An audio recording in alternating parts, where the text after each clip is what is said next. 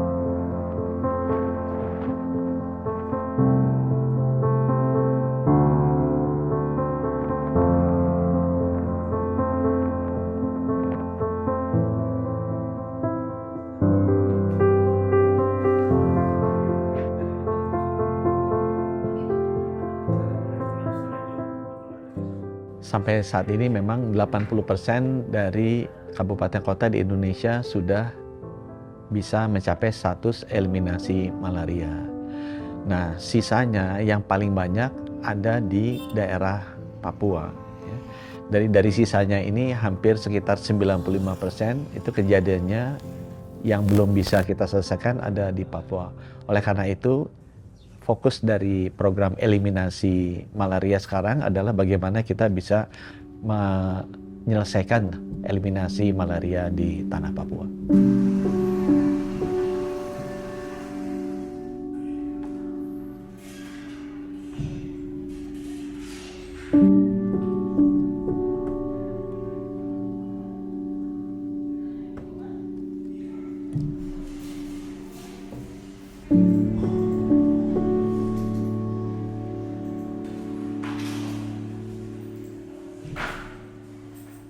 Yang kita temukan per tahun kemarin itu paling tinggi dalam sejarah program malaria kita, yaitu sekitar 699.000, dekat ke 700.000. Tapi itu masih sedikit di bawah estimasi atau dugaan yang terkena malaria, 940.000. Nah, strategi nomor satu adalah bagaimana kita bisa meningkatkan, kalau bisa sampai di atas 90% lah dari estimasi itu kita temukan. Jadi kalau 940.000, 90% harusnya di atas 800.000 lah yang berhasil kita temukan setiap tahun.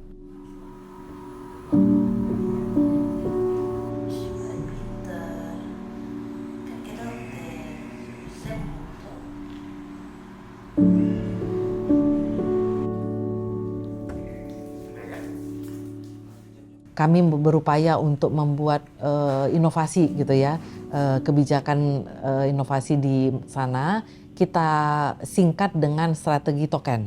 Token ini adalah temukan, obati, dan kendalikan. Ini merupakan pendekatan utama dari pengendalian malaria di Provinsi Papua, khususnya untuk wilayah-wilayah yang punya beban tertinggi untuk malaria. Nah, token ini menekankan percepatan penemuan kasus, kemudian diikuti dengan pengobatan yang cepat dan tuntas, lalu dikendalikan faktornya dan juga lingkungan di sekitarnya.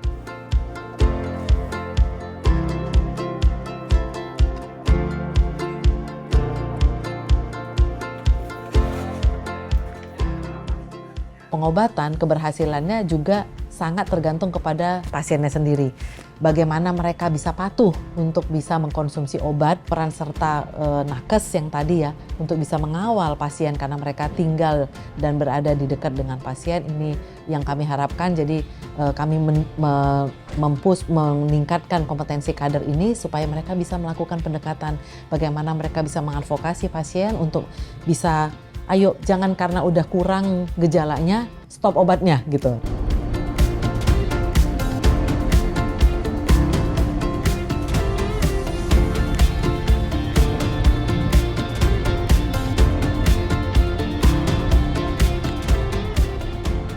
Penggunaan kelambu berinsektisida dan indoor residual spraying atau IRS gitu ya kita singkatnya, ini memang kami nilai masih sangat efektif dan efisien sebagai upaya pengendalian malaria untuk melindungi masyarakat dari gigitan nyamuk di dalam rumah. Ya, kedua intervensi ini memang sudah terbukti menurunkan risiko penularan. Tapi perlu jadi catatan kita, di Papua itu tantangan yang kita hadapi adalah tingginya aktivitas masyarakat di luar rumah gitu. Jadi kalau di dalam rumah dia udah terlindung tuh dengan kelambu berinsektisida dan IRS tadi. Tetapi kalau dia lagi melakukan aktivitas di luar rumah kan perlu perlindungan supaya mereka nggak kena gigit nyamuk di sana ya.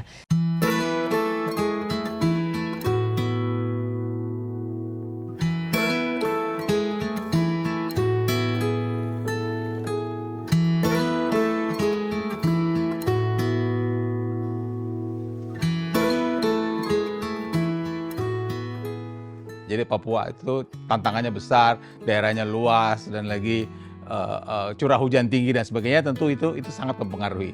Satu, yang kedua juga soal masyarakat, transportasi itu juga tentu saja mempengaruhi. Ada garis walase yang mengatakan bahwa nyamuk di situ sedikit banyak berbeda dengan nyamuk di bagian lain Indonesia. Ini lebih banyak sesuai dengan nyamuk yang ada kurang lebih dengan yang ada di Afrika begitu. Nah, itu yang ketiga. Dan yang keempat memang secara umum situasi kesehatan di Papua kan memang masih jadi tantangan buat kita.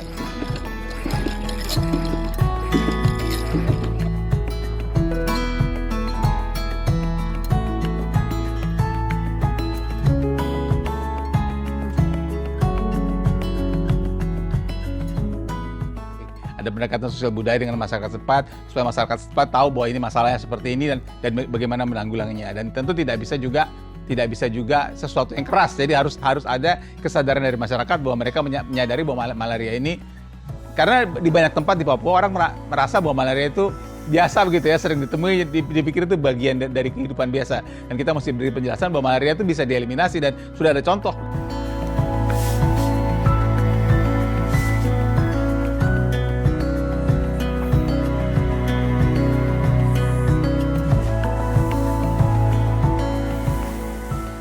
Sebenarnya kalau dari sisi ilmiah ada beberapa pendekatan yang bisa dilakukan. Tentu saja ya, nomor satu kalau yang sekarang sedang banyak dibicarakan adalah soal vaksinasi.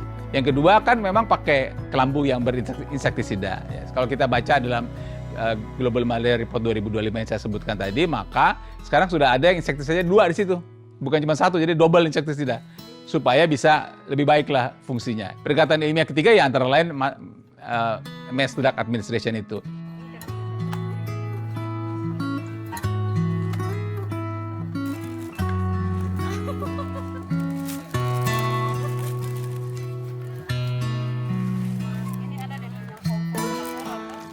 Di malaria di satu sisi jadi tantangannya menjadi unik karena Papua menjadi satu-satunya kantung yang harusnya kita bisa selesai bersihkan, tapi di sisi lain juga harusnya kita lebih pede karena di daerah lain bisa.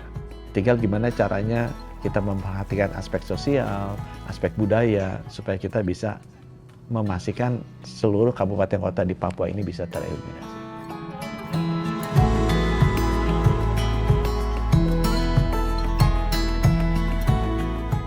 Baru ini mama yang pakai, karena mama ada hamil, ada adik kecil yang ini. Jangan mama sendiri dan bapak, baru anak tidur di luar lagi, aduh. Bapak tidur di luar tahan, kasih kelambu yang lain.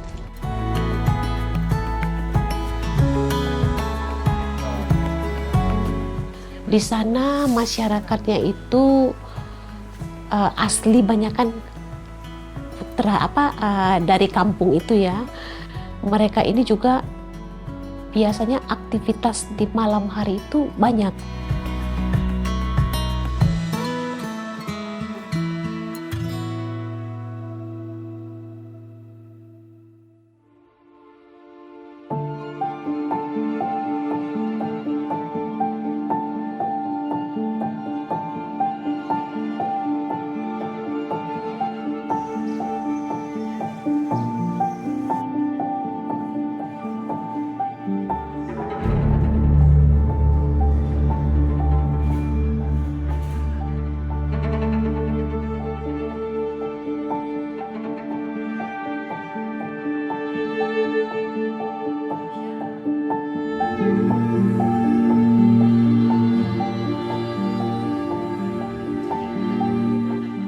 malaria itu merupakan salah satu penyakit terbesar dari 10 penyakit yang ada di Kota Jayapura. 102.000 kasus dalam 1 tahun. Nah, itu yang paling tinggi dari 10 jenis penyakit yang ada di Kota Jayapura.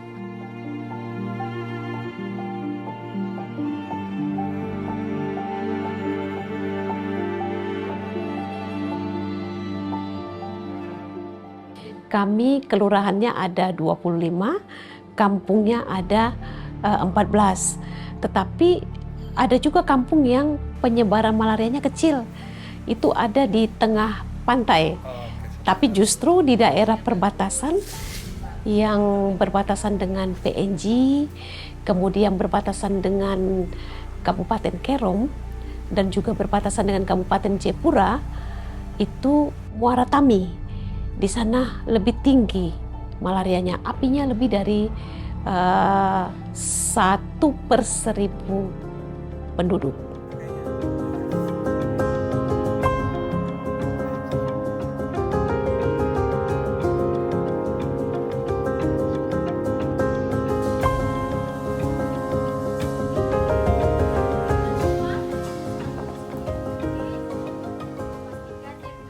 Berdasarkan target pemeriksaan yang diberikan oleh Kementerian Kesehatan tahun 2025, kita harus memeriksa 668.373 pemeriksaan.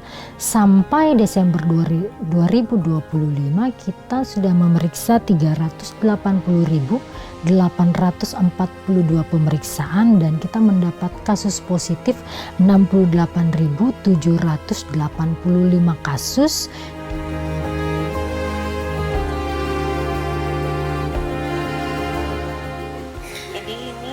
Hamil dengan HB-nya 4,9, anemia berat, sama ada malaria tropika gitu. Jadi kemungkinan nanti akan diberikan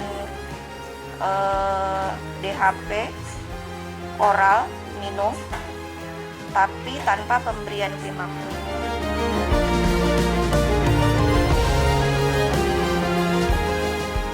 Angka API kita atau annual parasit incident itu adalah 215 per 1000 penduduk. Kemudian angka positivity rate atau angka kasus positif itu ada di 18%. Yang berarti di antara 100 orang yang ada di Kota Jayapura yang melakukan pemeriksaan itu 18 positif malaria.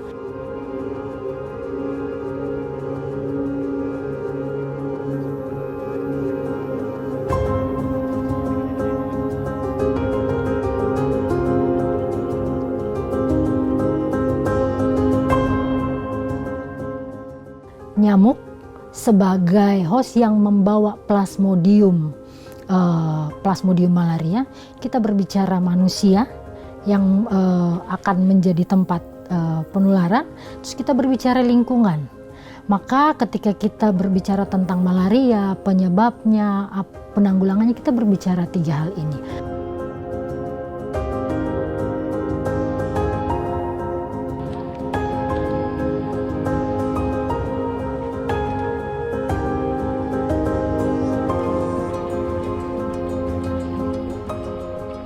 Muara Tami merupakan salah satu daerah malaria yang cukup tinggi. Yang pertama kita lihat geografisnya, karena di sana itu merupakan daerah yang masih banyak tanah kosong, yang masih banyak pohon-pohon. Kemudian juga banyak seperti kayak rawa-rawa. Di sana masyarakatnya itu asli banyak kan dari kampung itu ya. Perilaku mereka ini untuk pola hidup bersih sehat tuh kurang, artinya masih buang sampah sembarangan. Selain buang sampah sembarangan, mereka ini juga biasanya aktivitas di malam hari itu banyak.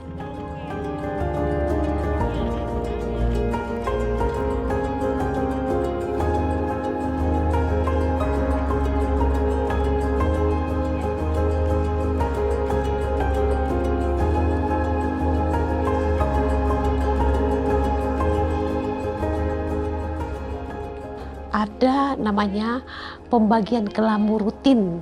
Nah, ini biasanya diberikan kepada ibu hamil, kemudian lansia, anak bayi balita.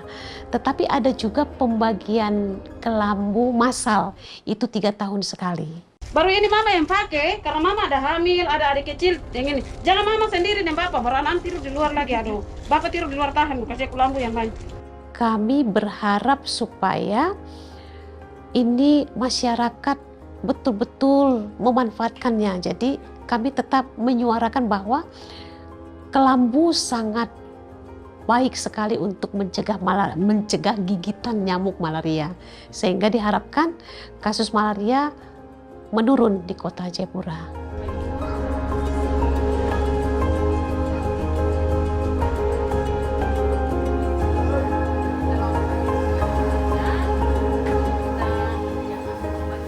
Kami memeriksa ke masyarakat, kami tidak memungut sepersen pun. Pemeriksaan kami gratis. Pemeriksaan dan pengambilan obat gratis.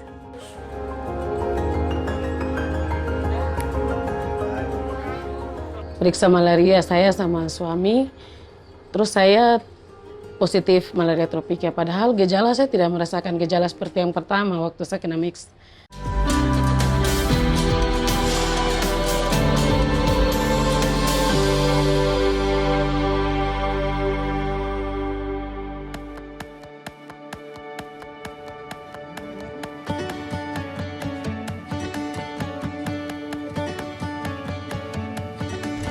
Terus cara menggunakan kelambu.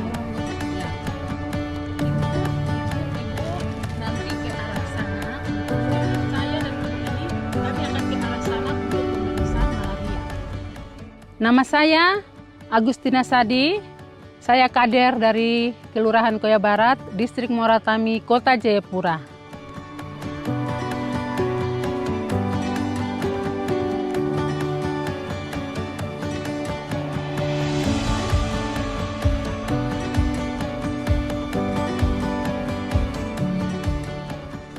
Awalnya saya adalah kader dari bayi balita.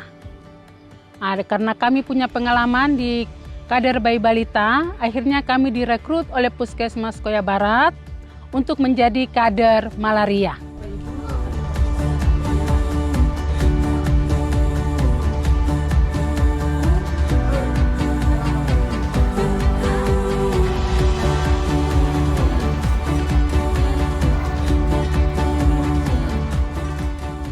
Kami menggunakan RDT. RDT ini kami dapat gratis, disiapkan pemerintah dari Dinas Kesehatan Kota kepada Puskesmas Koya Barat dan memberikan kepada kami kader, sehingga kami memeriksa ke masyarakat, kami tidak memungut sepersen pun. Pemeriksaan kami gratis, pemeriksaan dan pengambilan obat gratis. Wah, ini ibu hasilnya dari 2 ini ibu. Itu artinya ibu kena malaria tropika. Oh, tidak bergejala tapi tetap terlihat. Iya, saya mau bilang saya tidak ada gejala apa.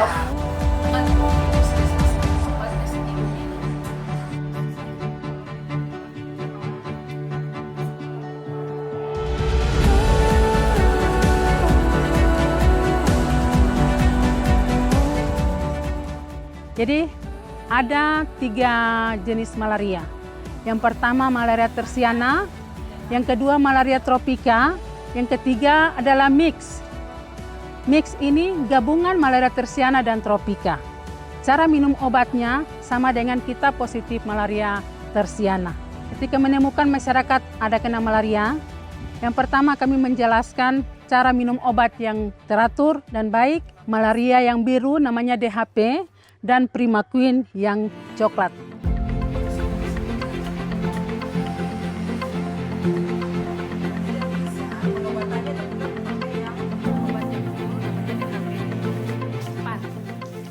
Periksa malaria saya sama suami, terus saya positif malaria tropika. Padahal gejala saya tidak merasakan gejala seperti yang pertama waktu saya kena mix.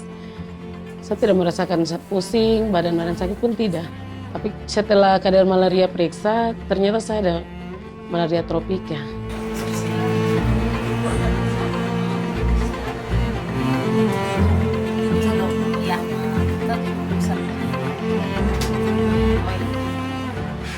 Tadi kader malaria bilang ini malaria tanpa gejala. Oh berarti selama ini ada malaria tanpa gejala, saya tidak tahu. Saya kira mungkin setelah kami kena gejala baru kami periksa. Padahal sebenarnya kami harus periksa kalau kader malaria datang. Saya minta terima kasih buat kader malaria yang selama ini sudah datang ambil darah kami di rumah. Selama ini itu kita tidak tahu, kita kira cuma ada gejala baru kami harus periksa. Padahal tidak ada gejala pun kami harus periksa karena ada malaria tanpa gejala.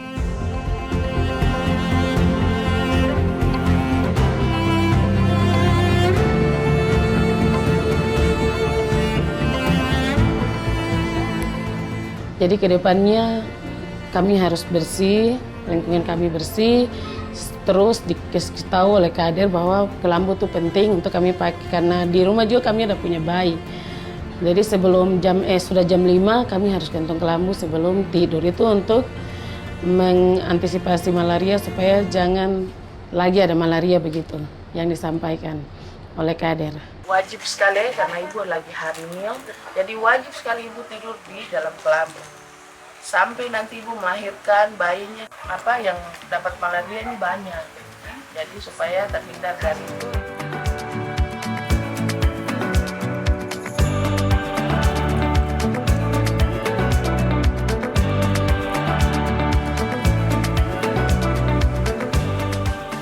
Jadi kita melakukan pemeriksaan di sekitar lingkungan rumah.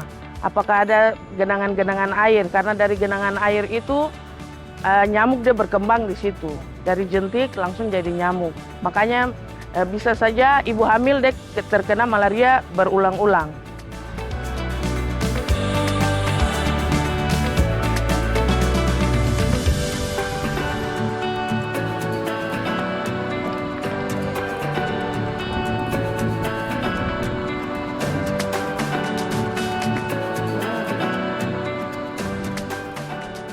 Kami semakin terbantu sekali dengan para kader ini terkait informasi-informasi yang dari luar misalnya ya, seperti itu. Jadi sangat membantu kader ini kami. Dari kader untuk kita pesannya seperti itu, kebersihan rumah, lingkungan. Terus mereka juga sering bantu kami dengan kelambu, nyamuk gitu. Seperti itu dari kader untuk kita, jadi bagus untuk kami.